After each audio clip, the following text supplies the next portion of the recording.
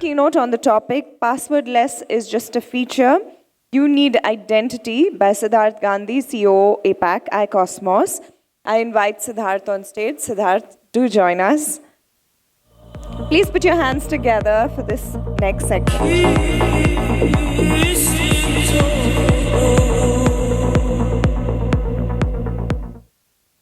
Am I audible?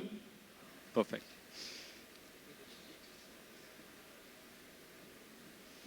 So I was getting some frantic calls from the organizers that we don't have your PPT. I was supposed to present, but we had put in a request with an industry veteran to come up on the stage. Gladly obliged us, so I will invite him on the stage shortly. But since I don't have a PPT, I thought I might as well bring my standees up so that you also learn what the company is all about, right? Before I begin, I want to make sure there are small, minute things that we tend to miss out when we come to such a large forum, right? It's a pleasure to be here because every year DSCI has done such a wonderful job of organizing this event. Flawless, very, very well arranged. And I think we are running out of space.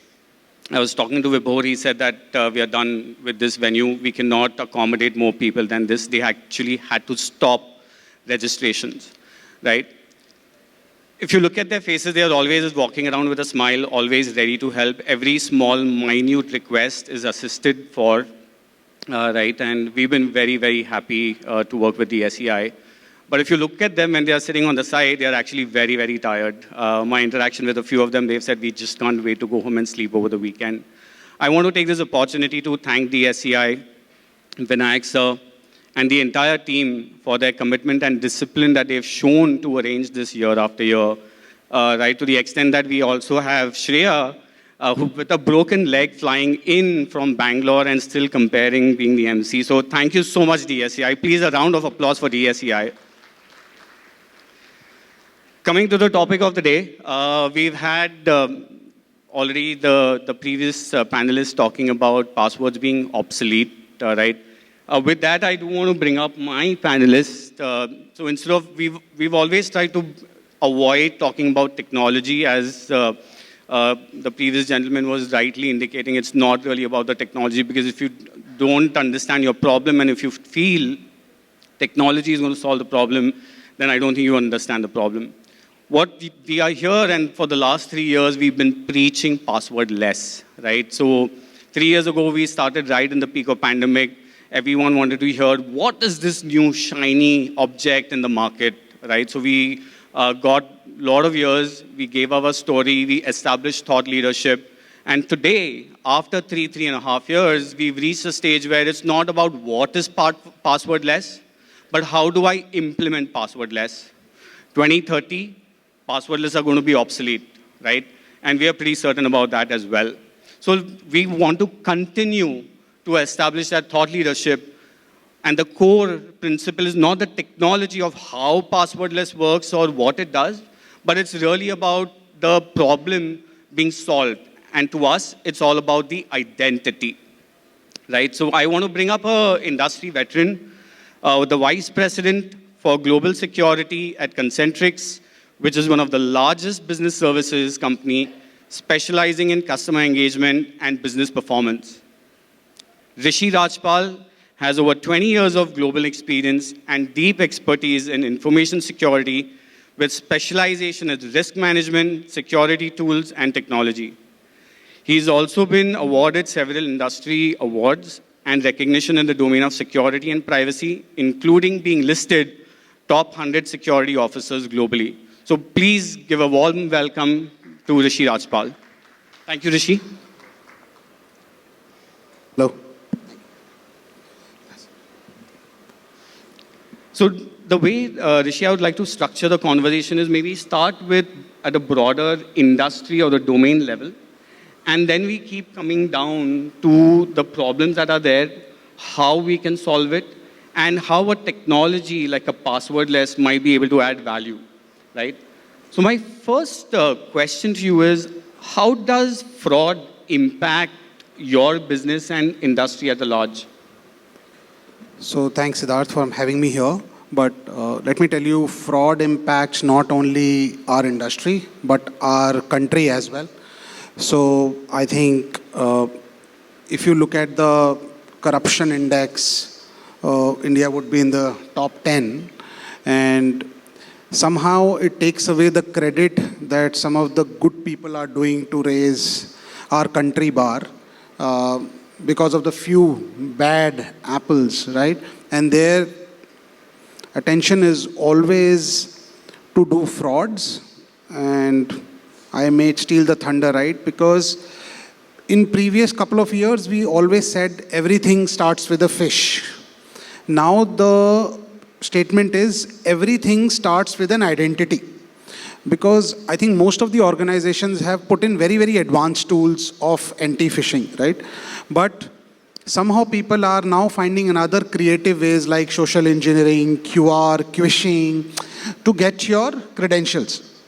And if I look at globally, top 10 breaches for 2023, it started with an identity, it entered into the company network, and then they laterally moved.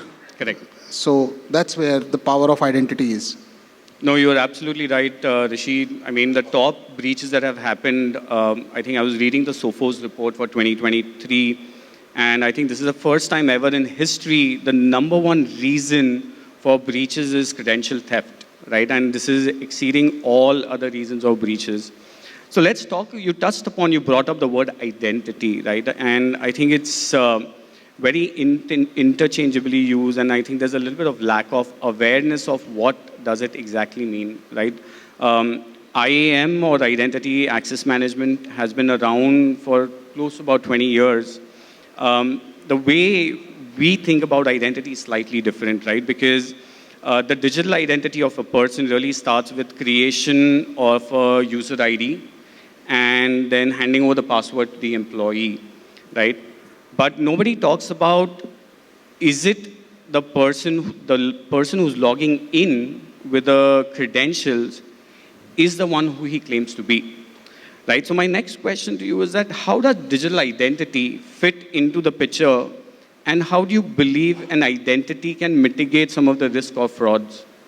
Yes. So first of all, like AI, generative AI, these are the terms used a lot.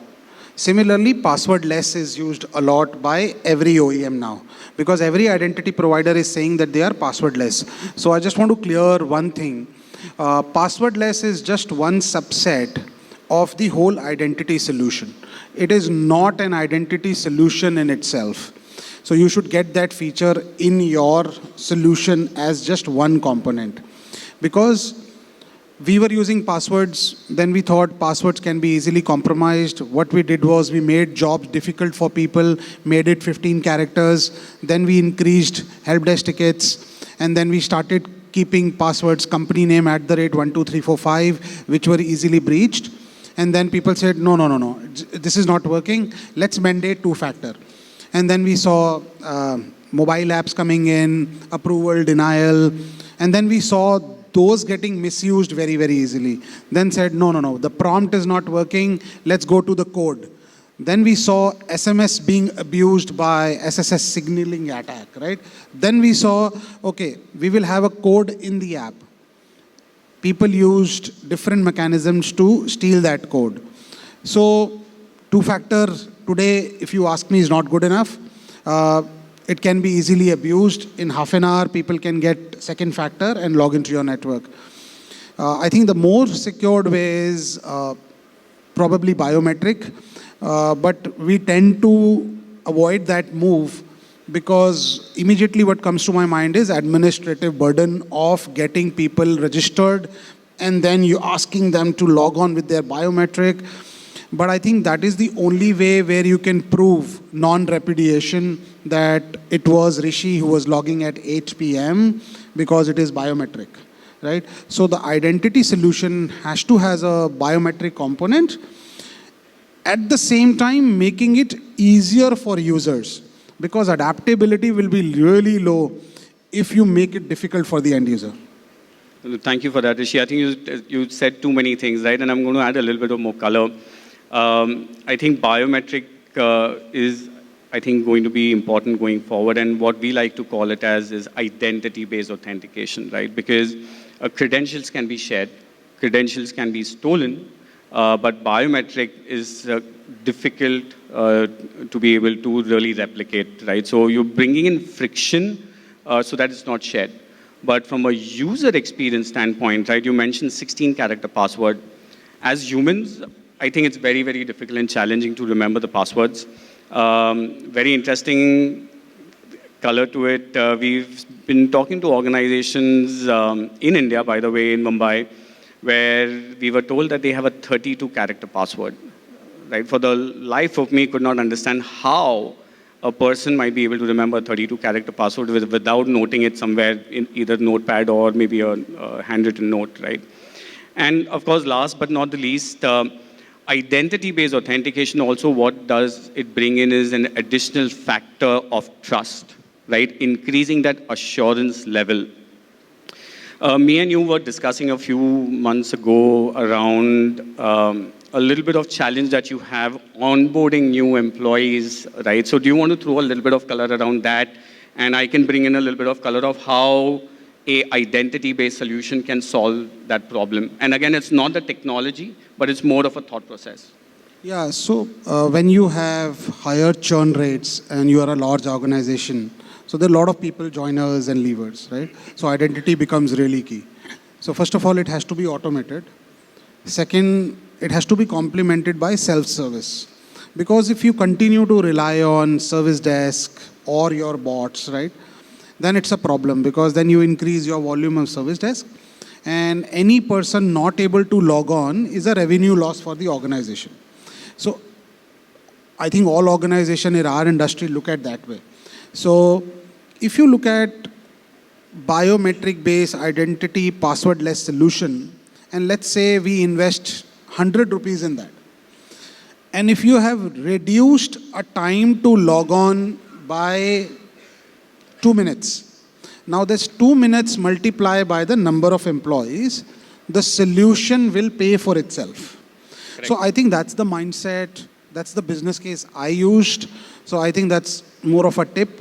When you go in for a solution which is frictionless but still secure using biometrics, in how much time it will pay for itself because we bill by the hours, we bill by the transactions, so how much productive is your person is. So that is very important metric. Perfect. So I think, as you rightly pointed out, and just to put some context, when he mentioned, say, for example, 2 minutes or a few seconds, when the size of the organization of Concentrix runs into lakhs, right? I was in Philippines to meet a customer, and I saw a very large Concentrix building out there. And when I came back, I mentioned it to Rishi.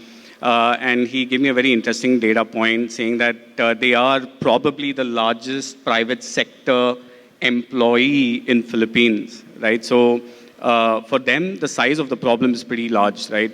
According to some of the data that we have, using a user ID password and a second factor takes broadly about 25, 28 seconds. Less a solution, which, as he rightly mentioned, is frictionless, takes round about 15 seconds.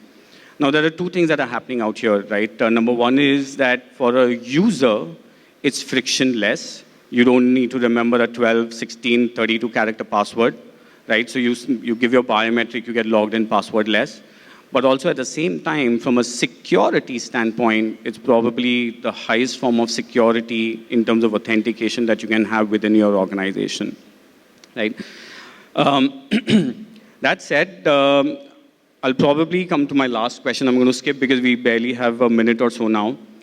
Why do you believe passwordless is critical for the success of an organization going forward? And what do you believe is the future of identity for any enterprise organization like yours? Passwordless is critical. You talked about an organization where they had 32 characters password. I can tell you if you scan their machines, you will find stickies and notepads with passwords. Because that's what happens. If you make it difficult for people, people will find ways to overcome that control.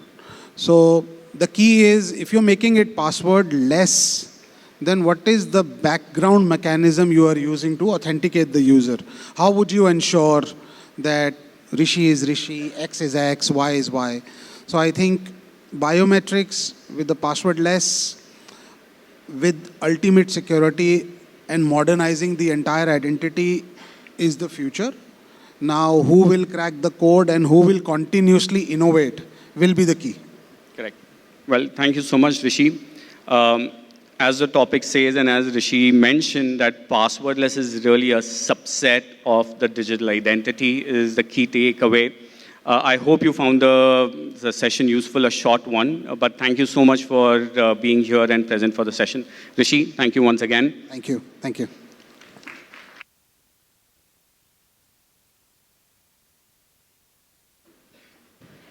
Yeah, just thank you. Do visit us at booth 37. Experience passwordless yourself. We do have some giveaways, including Apple Watch and AirPods as well. We are here till 6:30 p.m. today. So please come and see how Block ID works. Thank you so much.